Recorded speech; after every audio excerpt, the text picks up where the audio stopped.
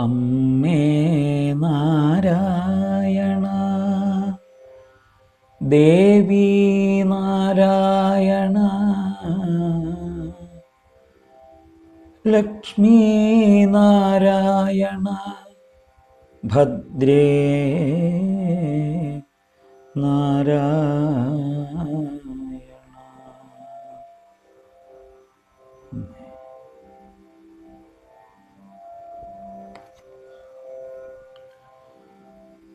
എല്ലാ ശ്രോതാക്കൾക്കും ലളിതാനാമസഹസ്ര പഠനത്തിൻ്റെ മറ്റൊരു അധ്യായത്തിലേക്ക് സ്വാഗതം. ഇന്ന് മഹേശ്വരി, മഹാകാളി, മഹാഗ്രാസ, മഹാശന എന്നിങ്ങനെയുള്ള ഭാഗമാണ് നമ്മൾ ആരംഭിക്കുന്നത്. മഹേശ്വരി, മഹേശ്വരി, മഹാകാളി, മഹാകാളി, കാളി എന്ന കാലി എന്ന് രണ്ടായാലും തെറ്റില്ല. ലള അക്ഷരങ്ങൾക്ക് വലിയ ഭേദമില്ല.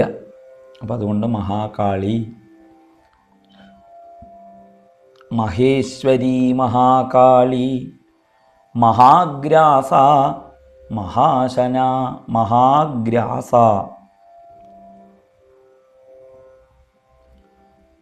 മഹാഗ്രാസ, പിന്നെ മഹാശന, മഹാഅശന, മഹാശന, പിന്നെ അപർണ,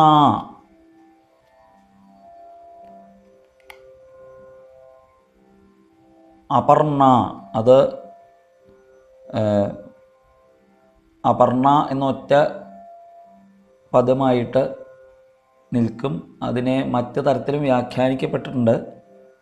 എന്നാലും ഇപ്പോൾ അപർണ എന്ന് ചൊല്ലാം, അപർണ എന്ന് ചൊല്ലാം.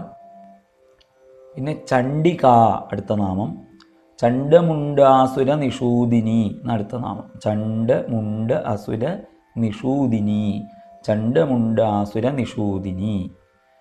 അടുത്ത നാമം ക്ഷരാക്ഷരാത്മിക, ക്ഷര അക്ഷര ആത്മിക, ക്ഷരാക്ഷരാത്മിക. പിന്നെ സർവലോകേശി, സർവലോകേശി, സർവലോകേശി. അടുത്തത് വിശ്വധാരിണി. ക്ഷരാക്ഷരാത്മിക, സർവലോകേശി, വിശ്വധാരിണി. സർവ എന്ന് കഴിഞ്ഞ് നിർത്തരുത്, ഒന്നിച്ചാണ്. ക്ഷരാക്ഷരാത്മിക, സർവലോകേശി എന്നൊറ്റ വാക്കാണ്. അതുകൊണ്ട് ക്ഷരാക്ഷരാത്മിക സർവ നിർത്തരുത്. ക്ഷരാക്ഷരാത്മിക സർവലോകേശി. ഇപ്പോൾ സർവലോകേശി എന്ന് കഴിഞ്ഞിട്ടേ നിർത്താവുള്ളൂ. ക്ഷരാക്ഷരാത്മിക സർവലോകേശി വിശ്വധാരിണി എന്ന് ചൊല്ലാം. ത്രിവർഗദാത്രി, ത്രിവർഗദാത്രി, സുഭഗ, സുഭഗ, സുഭഗ കഴിഞ്ഞ് ത്ര്യംബക, ത്ര്യംബക. ഇത് ശരണ്യേ,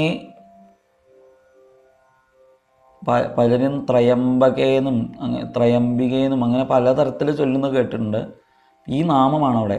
ത്ര്യംബക, ത്ര്യംബക.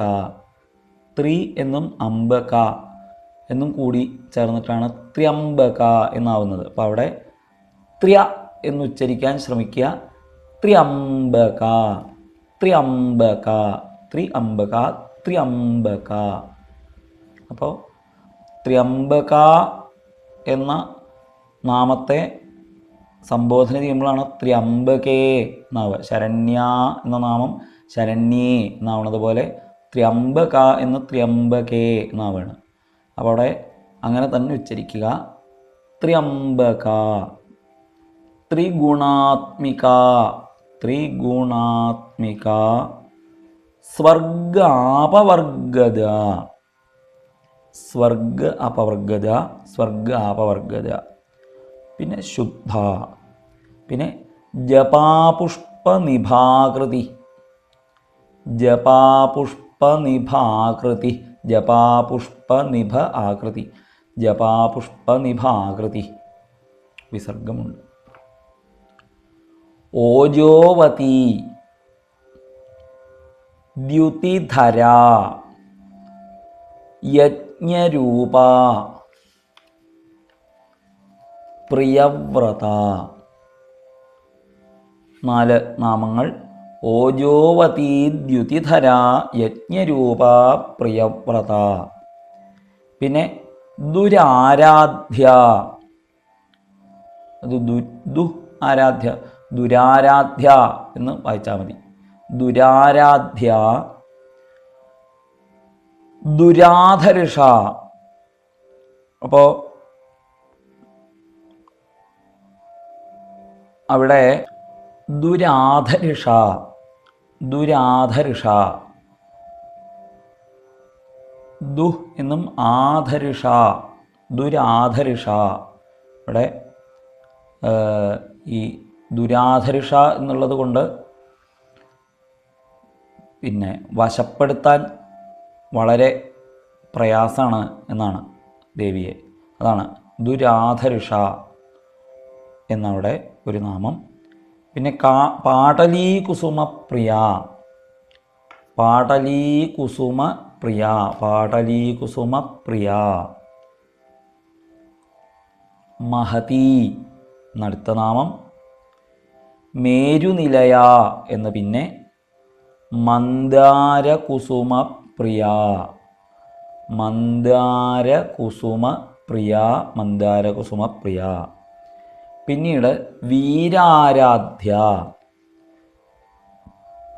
വീര ആരാധ്യ, വീരാരാധ്യ. വിരാരാധ്യ എന്നാണോ എന്ന് ചിലർ ചോദിക്കാറുണ്ട്. വീരാരാധ്യ എന്നാണ് അതിൻ്റെ പാഠം ഭാസ്കരരായരൊക്കെ സ്വീകരിച്ചിട്ടുള്ളത്. വീരന്മാരാൽ ആരാധിക്കപ്പെടുന്നവൾ എന്നുള്ള അർത്ഥത്തിൽ. നമുക്ക് സുപരിചിതമായ അർത്ഥം അതുതന്നെയാണ്. അപ്പം അത് സ്വീകരിക്കുന്നതാണ് നല്ലത്. വീരാരാധ്യ. വേറെയും അർത്ഥങ്ങളുണ്ട്. വീരശബ്ദത്തിന് പല അർത്ഥങ്ങളുണ്ട്. വീര എന്ന് വേണോ വീരാരാധ്യ എന്നാണോ എന്ന് സംശയം തോന്നുന്നു എങ്കിൽ വീരാരാധ്യ എന്ന് തന്നെയാണ് ചൊല്ലുന്നത് നന്നാവുക. വിരാട് രൂപ, വിരാട് രൂപ, വിരാട് രൂപ. വിരജ, വിരജ, വിരജ, വിരജ. പിന്നെ വിശ്വതോമുഖി, വിശ്വതമുഖി, വിശ്വതോമുഖി. പ്രത്യഗ്രൂപ, പ്രത്യഗ്രൂപ കൂടി ചേർന്ന് പ്രത്യഗ്രൂപ. പിന്നെ പരാകാശ, പര ആകാശ, പരാകാശ. പ്രാണദ, പ്രാണദ, പ്രാണദ, പ്രാണരൂപിണി. പിന്നെ മാർത്തണ്ഡഭൈരവാരാധ്യ, മാർത്താണ്ഡഭൈരവാരാധ്യ എന്നും കണ്ടുവരുന്നു. ഇവിടെ മാർത്തണ്ഡ എന്ന പാഠം അത് മൃതേണ്ടേ യേന സഞ്ജാതഃ മാർത്തണ്ഡസ്തേന ഭാസ്കര. മാർത്തണ്ഡൻ എന്ന വാക്കുകൊണ്ട് സൂര്യൻ എന്നാണ് അർത്ഥമാക്കുന്നത്. അപ്പം മൃതേണ്ടേ യേന സഞ്ജാതഃ മാർത്തണ്ഡ. അതാ മൃതമായിട്ട് സഞ്ചരിച്ചവൻ മാർത്തണ്ഡന് മാർത്താണ്ഡനാണ് എന്നൊരു പക്ഷമുണ്ട്. മാർത്തണ്ഡ എന്ന പാഠമാണ് കൂടുതൽ സ്വീകരിച്ച് കാണുന്നത്. നമുക്കിപ്പോൾ ഇവിടെ ചൊല്ലാൻ മാർത്തണ്ഡ എന്ന പാഠം സ്വീകരിക്കാം. ഇനി അതിൻ്റെ വ്യാഖ്യാനത്തിലേക്കൊക്കെ കടക്കുന്ന സമയത്ത് നമുക്ക് അതിനെക്കുറിച്ച് പറയാം എന്ന് വിചാരിക്കുന്നു. അപ്പോൾ ഇവിടെ മാർത്തണ്ഡ ഭൈരവാരാധ്യ, കേരളത്തിൽ പൊതുവെ മാർത്താണ്ഡ എന്നാണ് ചൊല്ലി കേട്ടിട്ടുള്ളത്. വ്യാഖ്യാന ഗ്രന്ഥങ്ങളൊക്കെ മാർത്തണ്ഡ എന്നാണ്. അപ്പോൾ മാർത്തണ്ഡ ഭൈരവാരാധ്യ, മാർത്തണ്ഡ ഭൈരവൻ എന്നുള്ളത് ദേവിയുടെ ഒരു ഉപാസകൻ്റെ നാമമാണ്. മാർത്തണ്ഡ ഭൈരവാരാധ്യ. പിന്നെ മന്ത്രിണി എന്നടുത്ത നാമം. മന്ത്രിണീന്യസ്തരാജ്യധൂഹു എന്ന അടുത്ത നാമം ഒന്നിച്ച്. മന്ത്രിണീന്യസ്തരാജ്യധൂഹു, മന്ത്രിണീന്യസ്തരാജ്യധൂഹു വിസർഗമുണ്ട്. അപ്പോൾ മന്ത്രിണീന്യസ്തരാജ്യധൂഹ് അല്ലെങ്കിൽ മന്ത്രിണീന്യസ്തരാജ്യധൂഹു എന്ന് ഉച്ചരിക്കുക.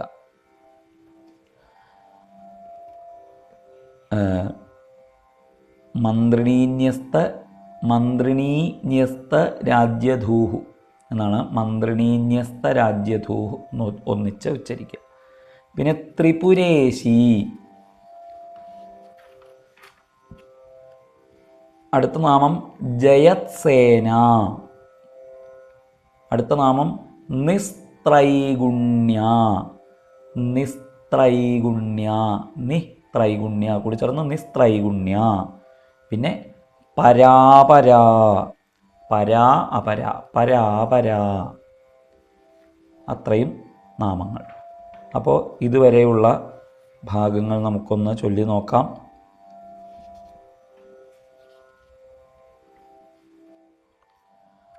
മഹേശ്വരി മഹാകാളി മഹാഗ്രാസാ മഹാശന അപർണ ചണ്ഡികാ ചണ്ഡമുണ്ഡാസുരനിഷൂദിനി ക്ഷരാക്ഷരാത്മികാ സർവലോകേശി വിശ്വധാരിണി ത്രിവർഗദാത്രീ സുഭഗാത്ര്യംബകാ ത്രിഗുണാത്മികാ സ്വർഗാപവർഗദാ ശുദ്ധാ ജപാ പുഷ്പനിഭാകൃതി ഓജോവതീ ദ്യുതിധരാ യജ്ഞരൂപാ പ്രിയവ്രതാ ദുരാരാധ്യാ ദുരാധർഷാ പാടലീ കുസുമപ്രിയാ മഹതീ മേരുനിലയാ മന്ദാരകുസുമപ്രിയാ വീരാരാധ്യാ വിരാഡ്രൂപാ വിരജാ വിശ്വതോമുഖി പ്രത്യഗ്രൂപാ പരാകാശാ പ്രാണദാ പ്രാണരൂപിണി മാർത്തണ്ഡഭൈരവാരാധ്യാ മന്ത്രിണീന്യസ്തരാജ്യധൂ ത്രിപുരേശി ജയത്സേന നിസ്ത്രൈഗുണ്യാ പരാപരാ. ഇനിയുള്ള നാമങ്ങൾ അടുത്ത ദിവസം കേൾക്കാം. ഇപ്പോൾ വിരമിക്കട്ടെ. എല്ലാവർക്കും നമസ്കാരം.